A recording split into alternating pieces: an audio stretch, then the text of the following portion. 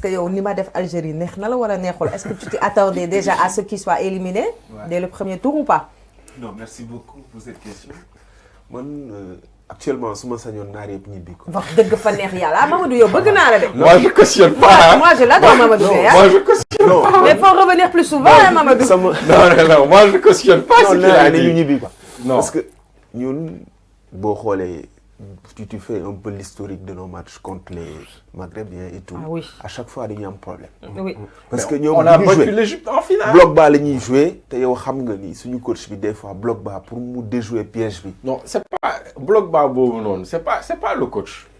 C'est pas le problème, c'est pas un problème de coach, moi il meurt tout le temps. Bloc bas boobu c'est plus un problème de qualité technique ce milieu de terrain. Voilà. Parce que tey même tu amènes un Pep Guardiola wala tu amènes nu mu teeti le meilleur entraîneur du monde.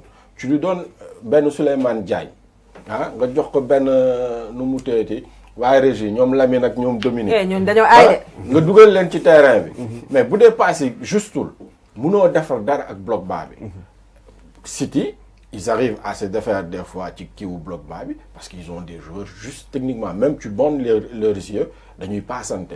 loolu mooy kii bi mais Aliou Cissé lu mu leen mënta jox consigne. bu dee les joueurs ne sont pas justes techniquement. bloc bas bi duñ ko mën a def. parce qu'il y a des solutions avec ce système là. pour revenir voilà d'ailleurs man foofu laay waxee par exemple et en plus bon ñu wax ko naari dañu mën tricher aussi. ah oui.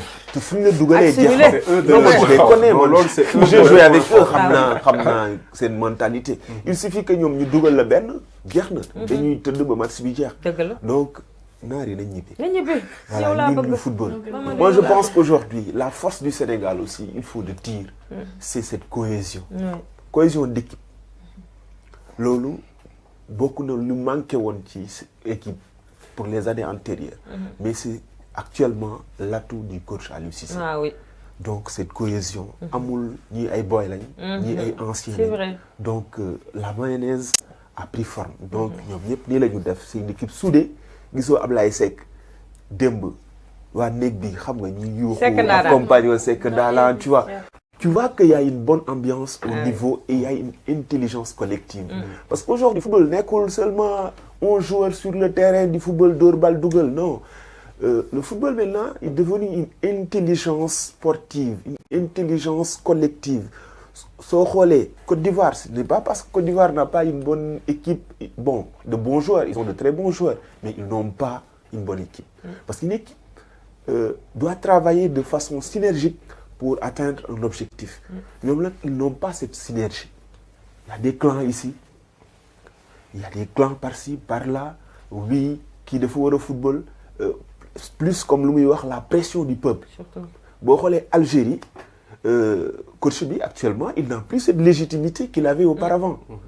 Amoon na benn légitimité boo xam ni Belmadi mais maintenant day xuloo ak joueur ami comme lu muy wax conférence de presse moom mooy njëkk a mer. Bon quand il y a cet état d'esprit boo ñëwee match tu passes à côté. Parce que démb ils ont manqué aussi de réalisme parce que match bu demee ba c'est le gardien adverse mooy jël homme du match ça veut dire que bon il y a eu plusieurs tentatives mais concrétisé wuñu ko. C'est juste parce que ils avaient la pression. Parce que peuple algérien ni ñu bëggee football moo doy waar. C'est un peuple de foot. Ah oui. Football daf leen jaral lu leen. Et ils sont très critiques aussi.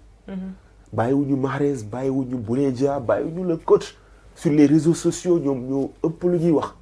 Donc quand tu joues avec tout ça ces paramètres extérieurs da ngay déstabiliser. Ouais. Mais sur le papier quand tu prends l'équipe d'Algérie ak l'équipe mauritanienne da ngay xam ni. Voilà, il y a une différence. Mais ils ont manqué de réalisme, ils ont manqué de concentration à un moment donné et les Mourabitoun en ont profité pour marquer. Effectivement. Ba pare défendre.